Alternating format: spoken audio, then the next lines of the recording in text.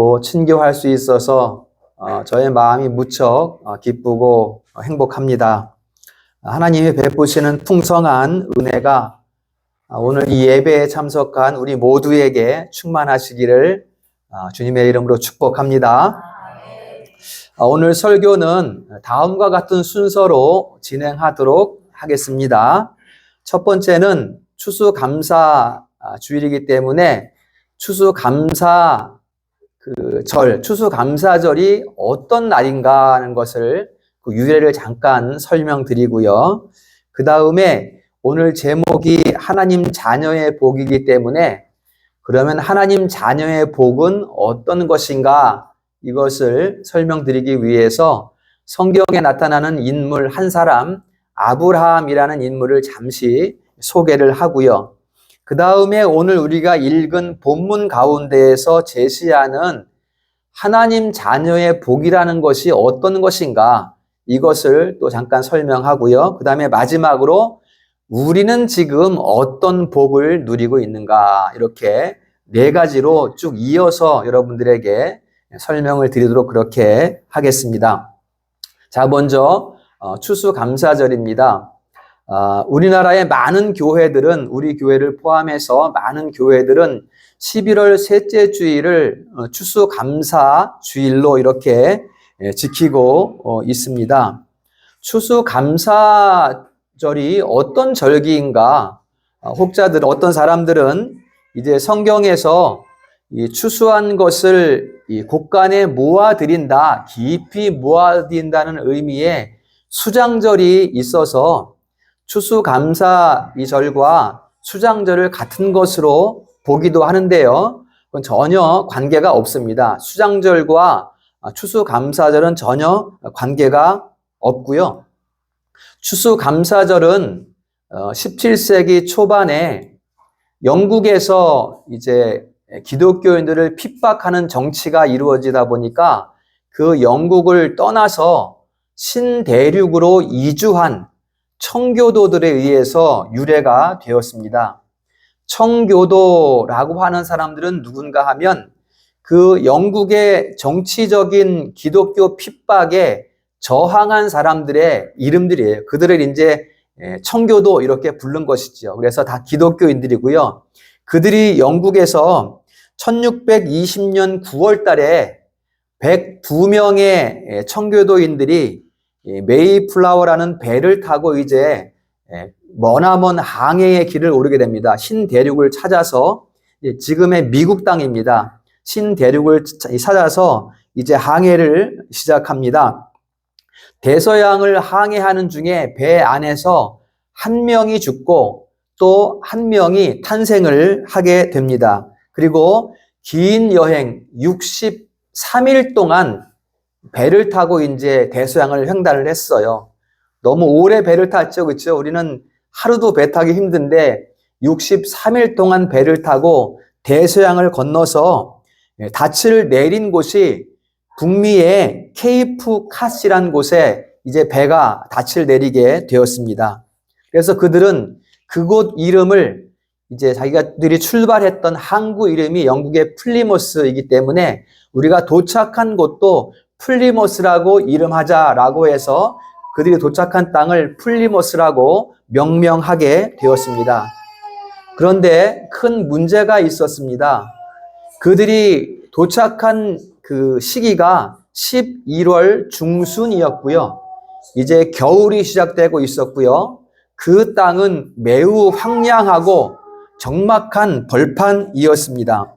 그래서 그들은 강풍과 눈보라에 시달려야 했고 먹을 식량도 다 떨어졌고 잠잘 수 있는 이런 집도 없었고 그리고 들짐승들의 위협 가운데 노출된 그런 상태에 있게 되었습니다.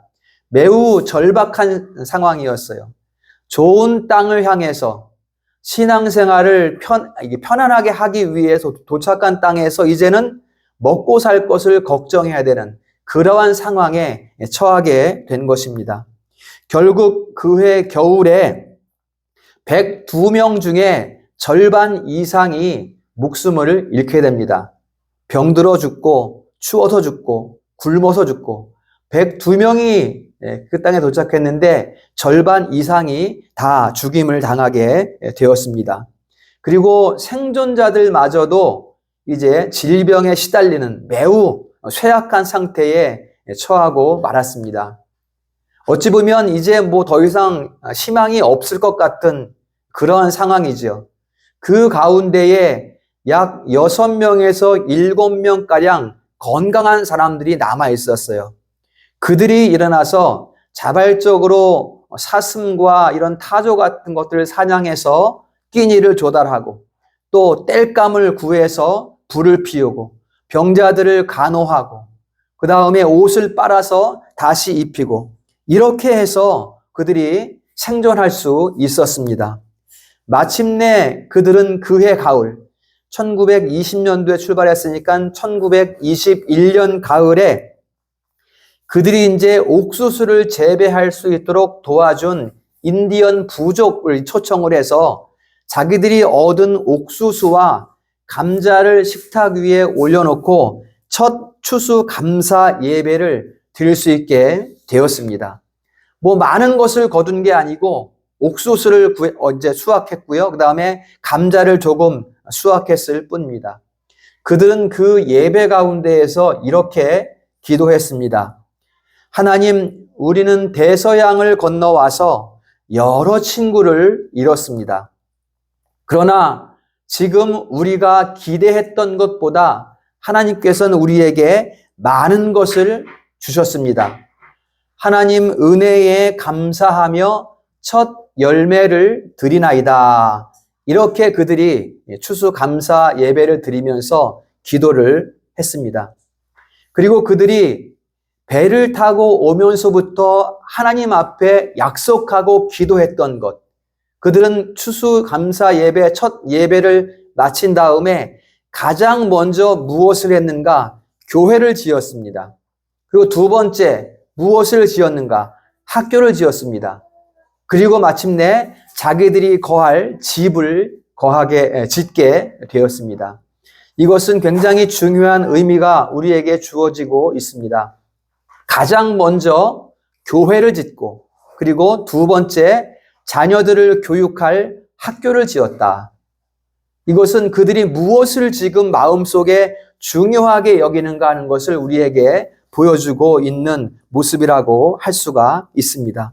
그래서 그들은 그 순간부터 이제 새로운 출발을 하면서 자기들의 생활에 가장 소중한 것이 무엇인가? 바로 경건한 생활이다.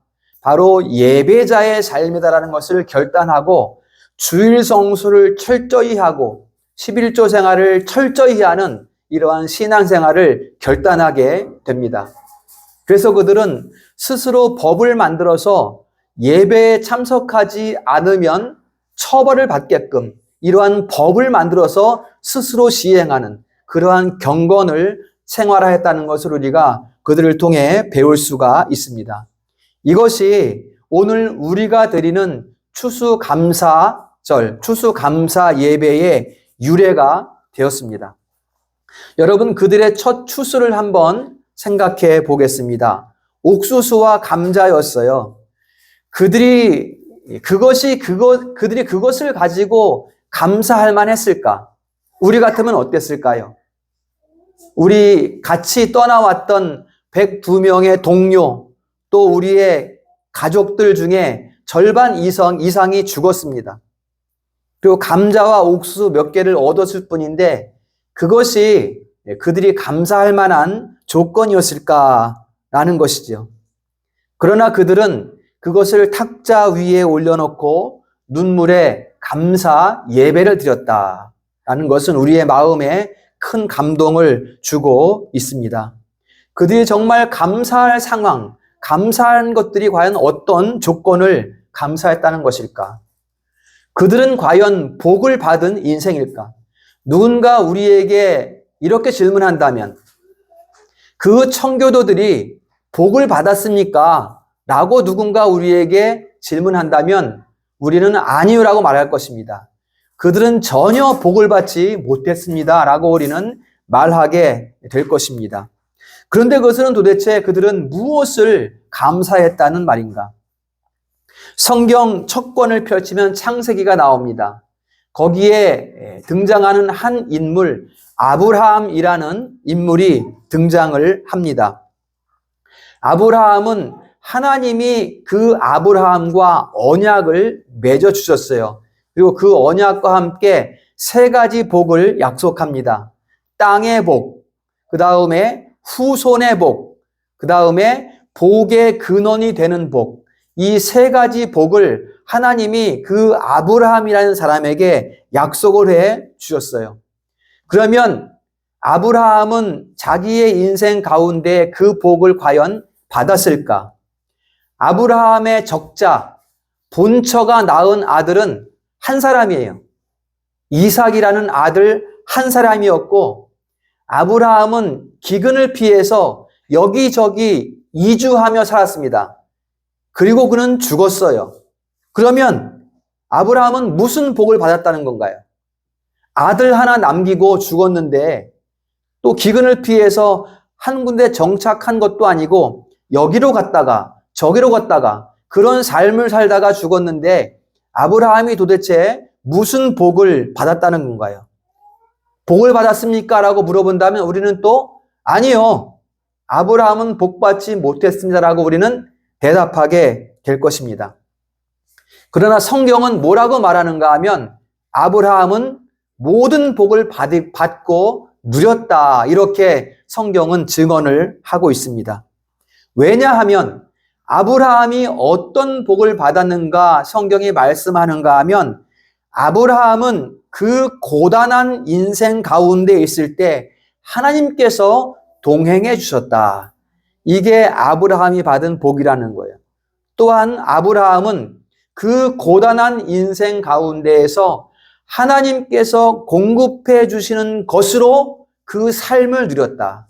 이게 아브라함이 받은 복이라는 것입니다. 축복된 삶, 하나님이 약속하신 세 가지 복을 다 받았다. 이렇게 성경은 증언하고 있어요. 아니, 아들 하나 남기고 죽은 인생인데 어떻게 그 복을 받았다는 것인가? 어떻게 받았는가 하면 아브라함이 믿음의 조상이 됨으로써 지금 믿음의 후손으로 살아가는 사람들이 전 세계에 흩어져 있다는 것입니다. 그것이 아브라함이 복의 근원이 된 것이고 또 그 후손들이 따라 살아가는 땅으로 말미암아 땅의 복을 받았고 그러므로 말미암아 아브라함은 복의 근원이 되었다. 이게 성경이 말하는 아브라함이 받은 복의 누림이라는 것입니다. 그리고 아브라함은 지금 천국에서 하나님을 대면하는, 하나님을 마주하는 영생의 복을 누리고 있으니까 아브라함은 모든 복을 다 받았고 다 누린 것이다. 이렇게 성경은 증언하고 있습니다. 자, 그러면 이제 추수감사 예배를 드렸던 청교들의 삶으로 돌아가 보겠습니다. 그러면 우리가 아브라함의 삶을 비추어 볼 때 이 청교도들은 복을 받은 것인가? 다시 질문한다면 우리는 그렇습니다라고 대답할 수 있게 되는 것입니다. 왜냐하면 성경이 아브라함의 삶을 완전한 복을 누린 삶으로 말하고 있기 때문에 그 청교도들은 자기들이 받을 복을 다 받았다라고 말하는 것이 어떻게 해요? 그들의 삶 가운데에 하나님이 동행하셨고 그들의 삶 가운데에 하나님께서 먹을 것과 입을 것을 공급하셨고 그들의 삶의 후손들이 누구인가? 바로 오늘날의 미국이라는 것입니다. 너무나 큰 복을 받은 나라입니다. 지금 미국의 어떤 행태를 보면 많이 회개하고 돌이켜야 될 부분들이 많이 있습니다. 그들의 나라가 지금으로부터 약 200 몇십 년 전에 어떻게 형성이 되었으며 하나님께서 그들을 어떻게 축복하셨는가? 미국인들은 이것을 다시금 기억해 내야 합니다. 그들이 먼저 예배당을 짓고 그들이 먼저 후손들을 위한 학교를 지음으로 말미암아 하나님께서 그들에게 베풀어 주신 그 복을 지금 미국 사람들은 다시 한번 돌이킬 수 있어야 한다는 것을 말씀을 드리는 것입니다. 그렇기 때문에 청교도들은 모든 복을 누렸다. 그들 또한 지금 이 시간은 천국에서 하나님을 마주하는 영생의 복을 누리고 있기 때문에 아브라함과 마찬가지로 청교도들도 하나님의 모든 복을 누렸다. 이렇게 성경은 말하고 있는 것입니다. 그들의 삶 가운데에서 그들이 하나님의 복을 누렸다는 것은 그들의 삶에, 그들의 인생의 걸음걸음마다 그들은 하나님을 바라볼 수 있었다는 것입니다. 여러분, 우리에게 많은 것으로 부유해지면 우리 사람의 존재는 은혜를 잊어버리는 존재입니다. 그렇기 때문에 그 고단한 발걸음 가운데 매일매일 수확할 수 있는 은혜를 주시고 그로 말미암아 하나님께 감사할 수 있는 은혜를 주시고 이게 바로 하나님의 자녀들이 누리는 복이다라고 성경은 말씀하고 있는 것입니다. 오늘 저는 이러한 복이 이 자리에 모인 우리 이웃과 우리 가족들, 우리 모두에게 충만히 임하시기를 주님의 이름으로 축복합니다. 이제 오늘 본문을 잠깐만 보도록 하겠습니다. 오늘 136편은 총 26절로 되어 있습니다. 각 1절과 마지막 절을 제외한 모든 절마다 하나님께서 우리에게 어떤 복을 주셨는가 이것을 말씀하고 있고요. 그 끝마다 나타나는 내용이 뭔가 하면 그는 선하시며 그 인자하심이 영원하다 이렇게 노래하고 있는 것을 볼 수가 있습니다. 이게 이제 26번 나오는 부분이에요. 그러면 그는 누구인가? 그는 누구이기에 그는 선하시다고 하고 그는 인자하시다고 하는가? 그는 누구이기에 사람들에게 1절부터 26절까지의 이러한 복을 주시는가? 그는 누구인가? 라고 할 때 136편 1절에 보면 여호와께 감사하라 이렇게 말씀하고 있어요. 그러니까는 이러한 복을 내리시는 분의 이름이 무엇인가 하면 여호와다 이렇게 말씀을 하고 있고요. 그러면 그 여호와가 어떤 일을 하셨는가? 우리가 오늘 읽은 본문만 가지고 말을 하면 23절에 먼저 여기 보세요. 우리를 비천한 가운데에서 기억해 주신 이 여호와는 우리가 이 세상의 삶 가운데 비천함에 처했을 때에 우리를 기억하시고 우리를 바라보신 분이시다 이렇게 말씀하고요. 그 다음에 24절은 그 여호와는 우리를 우리의 대적에게서 건지신 이 이렇게 말을 하고 있어요. 그 청교도인들이 그 황량한 땅에 갔을 때 짐승들의 위협을 받았잖아요. 그렇죠? 그리고 인디언들이 수없이 공격했거든요. 도와진 부족도 있었지만 그 위험 가운데에서 건지신 이 이렇게 오늘 24절에 말씀하고 있고요. 그 다음에 25절에 뭐라 그래요? 모든 육체에게 먹을 것을 주시는 이 이렇게 말씀하고 있습니다. 우리 아까 찬송도 했지만 들의 백합화를 보라 하늘에 나는 새를 보라 모아 들이지도 않고 또 길쌈도 짜지 않는데 그들을 입히고 먹이시는 이 이렇게 여호와의 이름을 성경은 말씀하고 있습니다. 그러면 이렇게 복을 주시는 그 여호와가 또 누구신가? 26절에 말씀합니다. 하늘의 하나님이다 이렇게 말씀해요. 그러니까 이 세상 가운데 모든 복을 주시고 우리의 삶을 주관하시는 이가 누구시냐?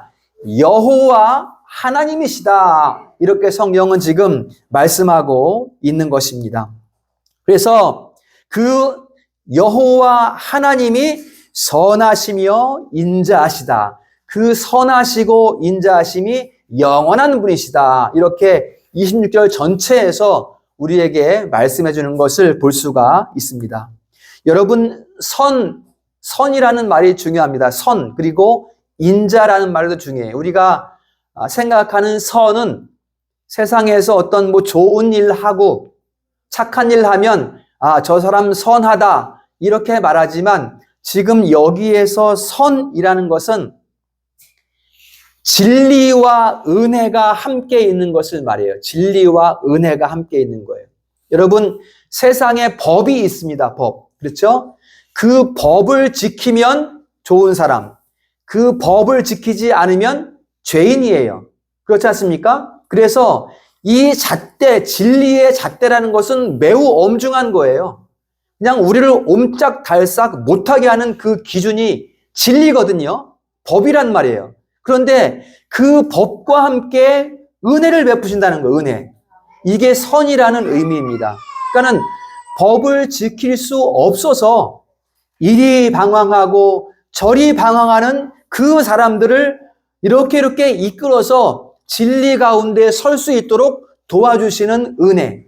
그분이 여호와라는 것입니다. 진리와 은혜를 함께 가지신 분. 이게 선하다라는 의미이고요. 그 다음에 인자라는 것은 그 선하신 분이 베푸시는 사랑을 말합니다. 이것을 인자라고 말하는 거예요. 그러니까 여러분, 인자를 제가 이렇게 예로 들어보겠습니다. 어린아이, 우리 하빈이나 우리 유주나 설아 같은 이런 어린 아이들은 혼자서 길을 갈 수가 없어요. 위험하잖아요. 그렇죠? 차도 많이 다니는데 위험하기 때문에 엄마가 아이들의 손을 잡고 같이 걸어가요. 그러니까 그 길을 이끌고 가는 거예요. 그리고 길을 엄마가 데리고 가다가 아이가 배가 고파요. 그러면은 물도 먹이고 먹을 것도 준단 말이에요. 이게 인자하심이라는 의미입니다. 인자하심이에요. 우리의 길을 옳은 길로 인도하시고 우리에게 꿀과 물을 먹이시고 쉴 만한 물가로 인도하시는 이게 우리 여호와 하나님의 인자하심이라는 의미입니다. 그러면 엄마가 가끔가다 아이에게 야단치죠. 왜 야단칩니까?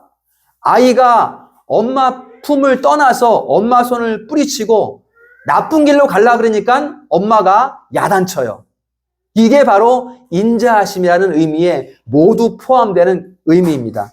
그러면 그 나쁜 길로 가지 못하도록 야단치셔서 어디로 이끌려는 거예요? 진리의 길로, 생명을 얻는 길로 인도하시기 위해서 아이를 야단치기도 하신다. 이게 바로 하나님의 선하심이라는 의미입니다. 세상에서는 이런 분이 우리 부모님밖에 없죠. 그렇죠? 부모님밖에 없습니다. 세상에 어떤 친구들이나 뭐 동업자도 있을 수 있고 아는 사람도 친구도 많을 수 있지만 그런 사람들은 뭐가 부족해도 부족해요. 그러나 부모는 어때요? 부모는 내 자식을 옳은 길로 인도하고자 하고 또 내 자식에게 먹을 것과 마실 것을 주고자 합니다. 세상에서는 이런 두 가지를 다 행하시는 분은 부모님밖에 없어요. 그러나 여러분, 부모님이 우리와 영원히 함께 하십니까? 우리 부모님도 이제 연세가 드시면 세상을 떠나게 돼요. 그러면 나 혼자 남겨져요, 이제는. 그래서 내가 내 길을 가야 하고 내가 내 먹을 것과 입을 것을 스스로 챙겨야 되는 그러한 상황 가운데 있습니다. 그러면 이게 얼마나 힘들겠어요. 내가 내 길을 걸어가는 것이 얼마나 힘들겠습니까? 너희들 이제 어른이잖아. 어른이니까 네가 네 지식으로 잘 판단해서 네 인생 잘 살아. 네가 먹을 것, 입을 것 다 준비해서 잘 살아야 돼. 안 그러면 혼날 줄 알아. 이렇게 말한다 그러면 우리 인생이 얼마나 힘들겠어요.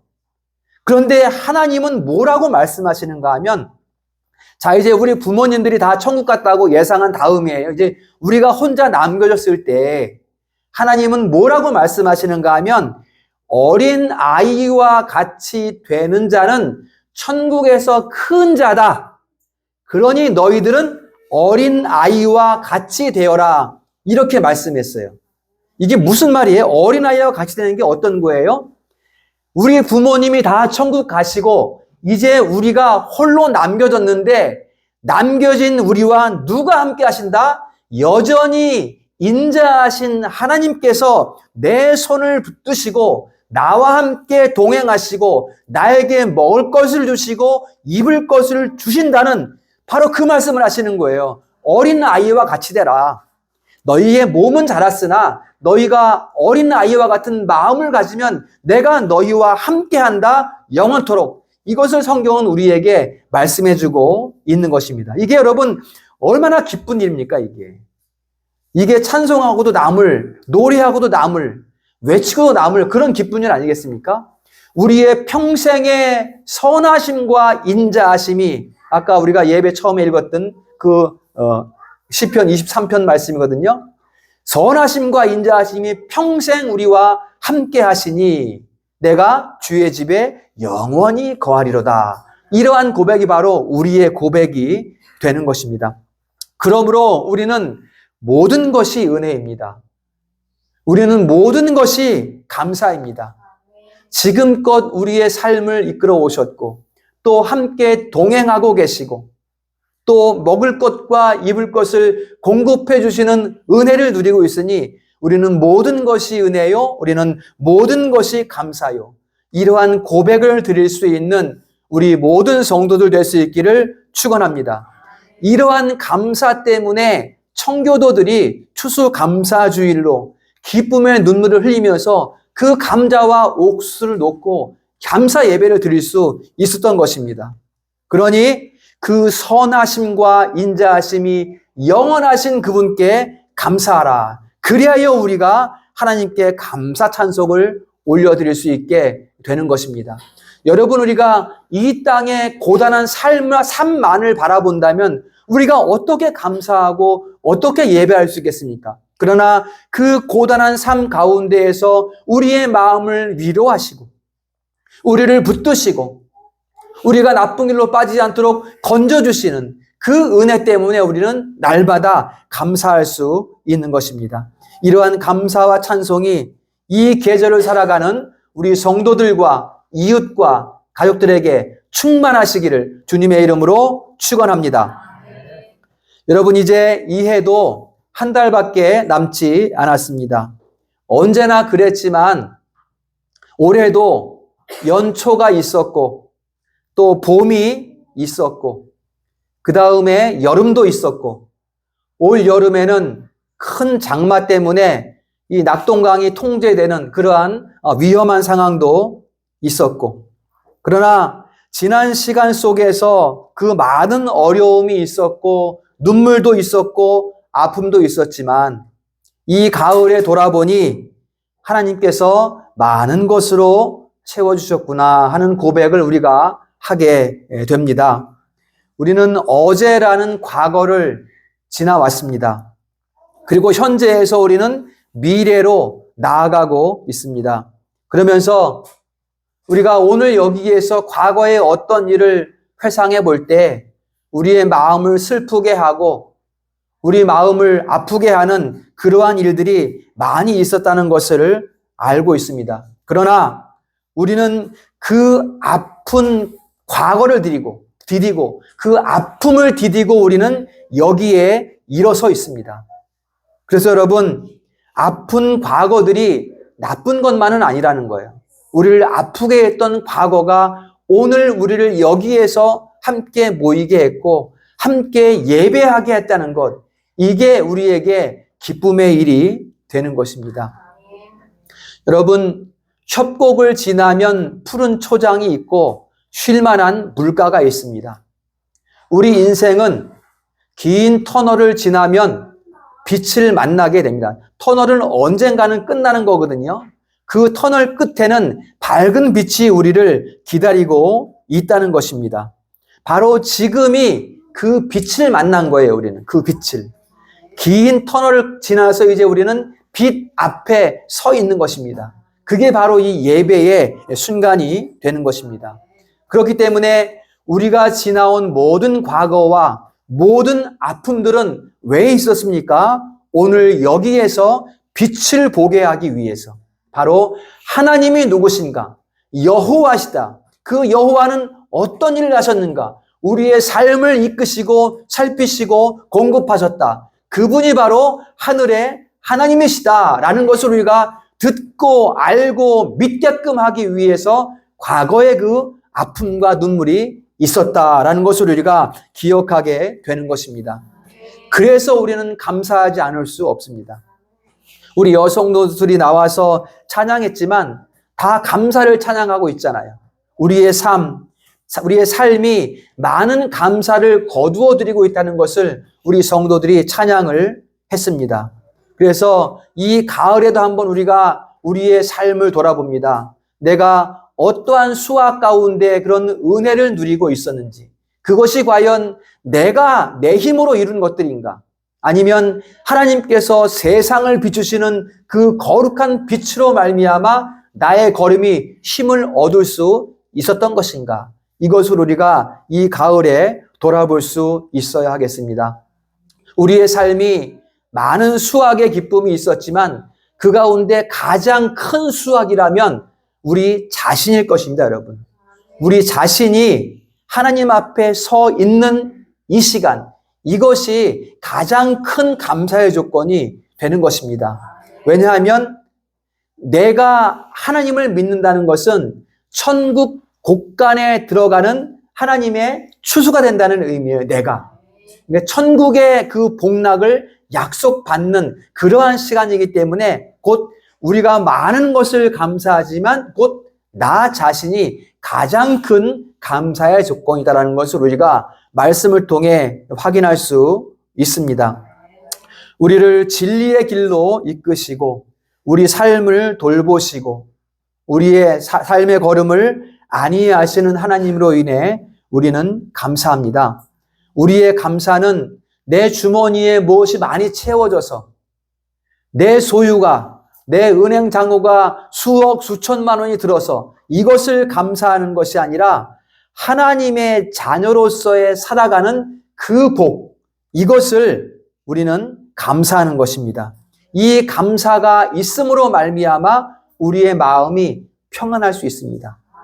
여러분, 수억, 수천, 수조가 있다고 해도 그것을 지키기 위해 머리카락이 하얘지느니, 차라리 그것 때문에 속병이 드느니 차라리 매일매일 공급해 주시는 하나님의 은혜를 누리면서 마음의 평화를 누리는 것이, 그것이 진정한 감사의 기쁨이 아니겠는가라는 것을 우리가 기억을 해보는 것입니다.